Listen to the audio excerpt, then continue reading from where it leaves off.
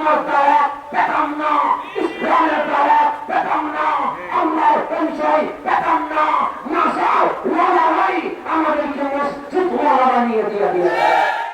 ফাতিহা শরীফ উপলক্ষে আয়োজিত এই মহদী নুরানি মেহফিলে উপস্থিত কিবলাদানের সম্মানিত আওলাদে পাকগণ, উলামায়ে কেরাম, বিশেষত অত্র দরবারের ভক্তবৃন্দ, আমার সালাম গ্রহণ করবেন।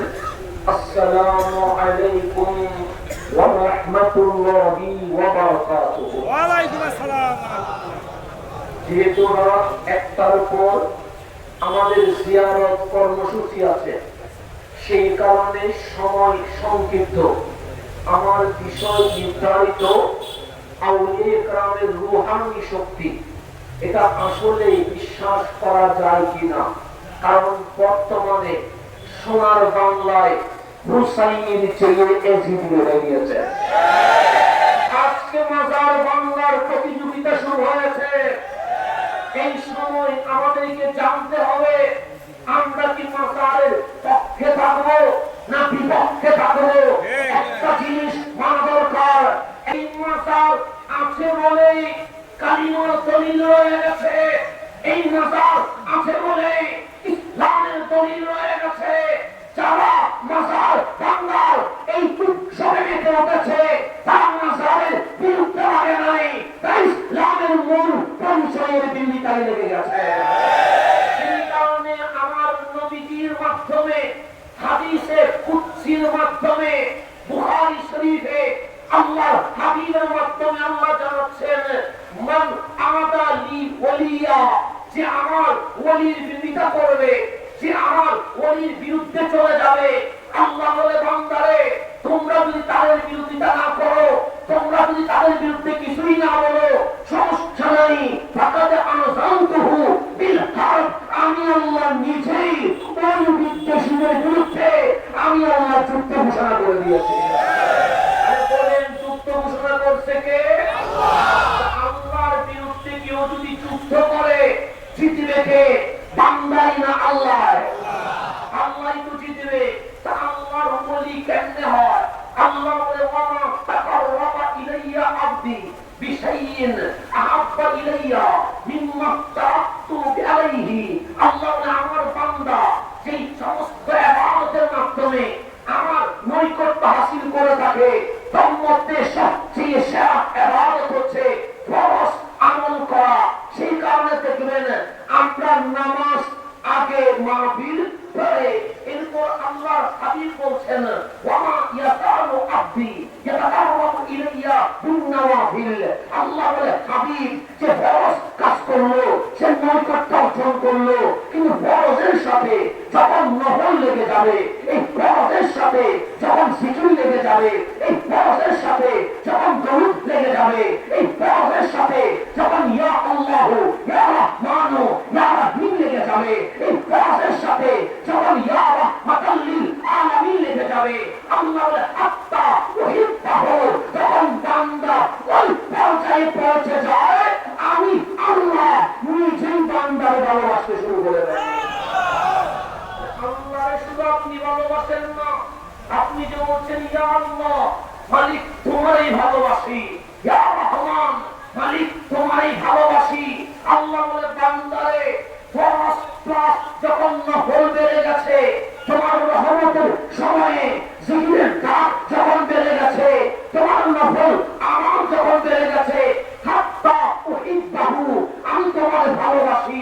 ফাইযা আহবাবতুহু, যখন আমি বান্দারে ভালোবেসে ফেলি, কুনতু সামাহু আল্লাযী ইয়াসমাউ বিহি, তখন ওই বান্দার কান, যে কান দিয়ে সে শুনে, সেটা বান্দার থাকে না, আল্লাহর ওই কানটা আমার হয়ে যায়। এরপর মালিক বলছে ওয়া বাসারাহু আল্লাযী ইউবসিরু বিহি, বান্দার যে চোখ দিয়ে দেখে, ওই চোখ আর বান্দার থাকে না, আল্লাহর কুদরতি চোখ হয়ে যায়। এরপর ইয়াদাহু আল্লাযী ইয়াবতিশু বিহা, বান্দা যে হাত দিয়ে ধরে, সেটা বান্দার থাকে না, আল্লাহর কুদরতি হাত হয়ে যায়। ওয়া ইজরাহু আল্লাযী ইয়ামশি বিহা, ওই কদম যেই পা সামনের দিকে আগায়, এটা বান্দার থাকে না, এটা আমি মাওলার হয়ে যায়। ওয়া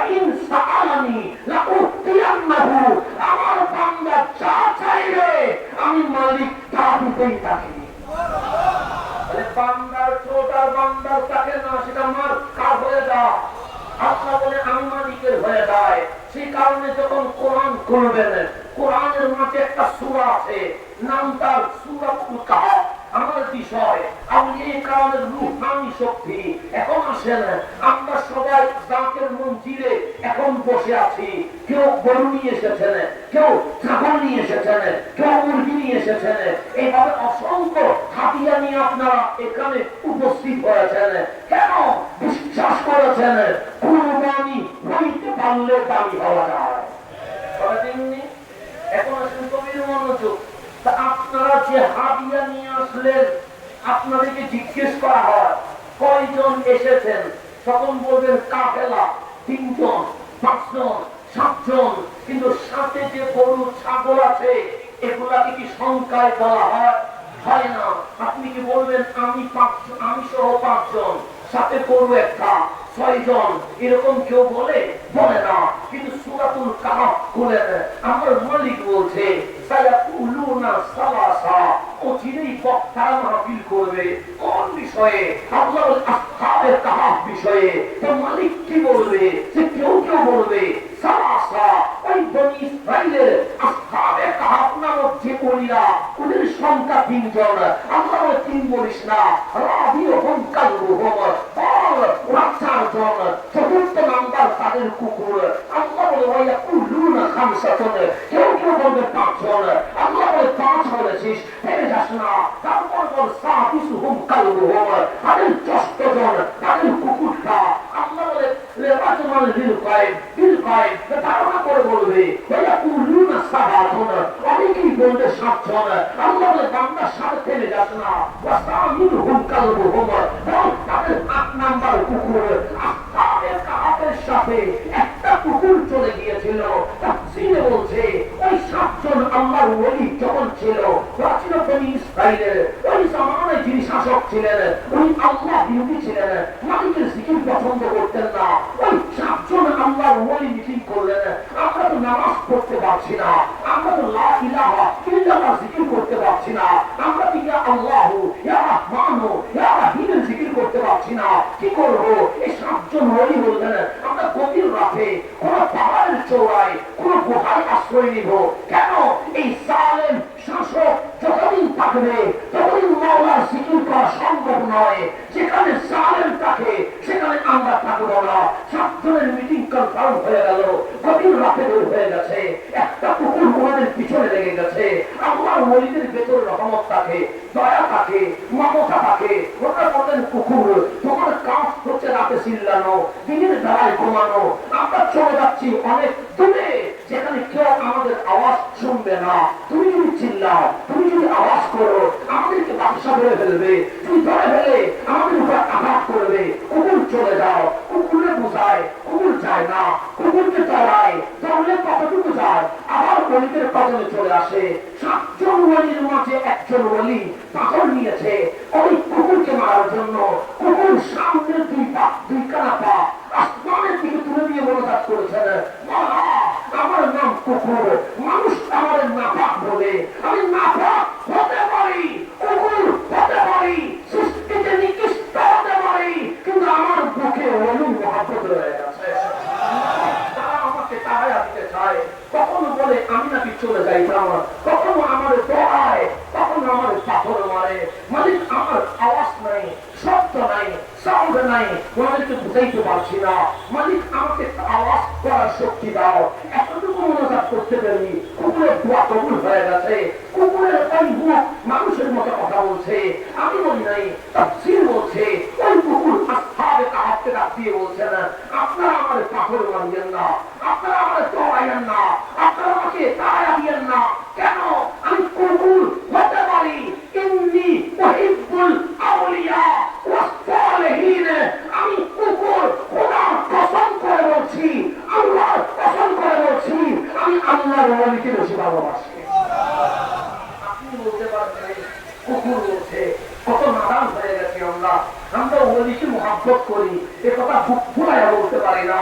আর কুকুর বলছে ওয়াল্লাহি ইন্নী উহিব্বুল আউলিয়া ওয়াস সালিহিন, আমি আল্লাহর ওলিকে ভালোবাসি।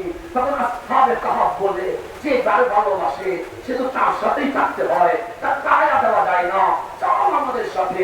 কুকুরে চলতে লাগলেন, পাহাড়ের চড়াই উঠে গেলেন, কাহাফ নামক গুহায় পৌঁছে গেলেন। একজন একজন করে 7 জন ডুবে গেছে, এখন বাকি আছে কুকুর। 7 জন আসহাবে কাহাফের ওই বললেন, কুকুর আয়নার ভেতরে।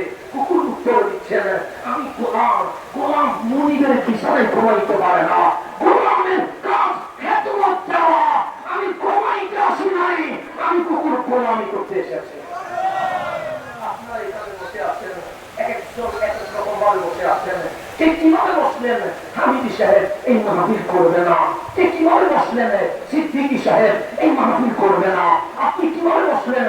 হামিদি সাহেব এই মাহফিল করবে না।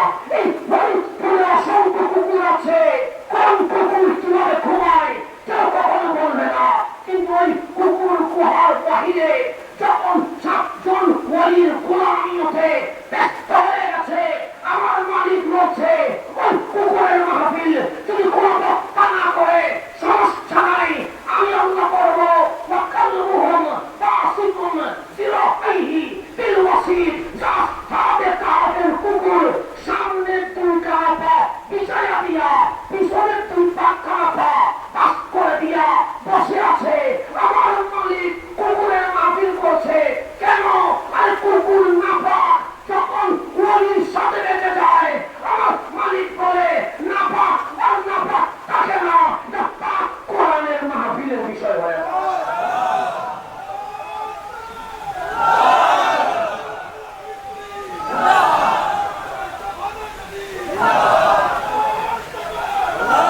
ওই কুকুর বসে আছে গুহার বাহিরে। আমি বলি নাই কুকুরের মাহফিল করছে কে? আল্লাহ করছে। আমি করি নাই, আল্লাহ করছে। ওয়াকাল্লুহুম বাসিকুম জিরাইহি বিল ওয়াসিদ, ওই কুকুর ওই গুহার সামনে বসে আছে। 309 বছর ওইভাবেই বসেছিল। আমার কামলিওয়ালা রাসূল বলছে, আসহাবে কাহাফের 7 জন ওলি যখন জান্নাতে যাবে, কুকুরের সাথে জান্নাতে চলে যাবে। বলেন কুকুর কি জান্নাতে যাওয়ার জিনিস? না, কুকুর তো জান্নাতে যাবে না, গরু তো জান্নাতে যাওয়ার জিনিস নয়, ছাগল তো জান্নাতে যাওয়ার জিনিস নয়। কিন্তু আল্লাহর ওলির রূহ আমি পাওয়ার নাপাক কুকুর ওলির সাথে লেগেছে, এত পাপ হয়ে গেছে। আপনি আমি জান্নাতে যাব কিনা এই কথা যখন বলতে পারছি না, আসহাবে কাহাফের কুকুর গ্যারান্টি দিয়ে বলছে ওলির সাথে লাগার কারণে আমি কুত্তাও জান্নাতি হয়ে গেছে। আমার রাসূল কি বলতে জানেন? বুখারী শরীফের হাদিস, অন্য কোথাও থেকে বলবো না, কারণ অনেকেই বলে বুখারী শরীফ ছাড়া মানি না। আমিও বলি বুখারী শরীফ ছাড়া বলি না। কেন? আর তুমি যেটা মানবা না সেটা আমার বলার দরকার নাই। তুমি যেটা মানবা সেটাও সুন্নিয়তের দলিল হয়ে গেছে। বুখারী শরীফের পৃষ্ঠায় পৃষ্ঠায় সুন্নিয়তের দলিল আছে। এখন আপনি বুখারী শরীফে চলে আসেন, আসহাবে কাহাফের কুকুর চলে যাচ্ছে কোথায়? জান্নাতে। ওলির পাওয়ার কি?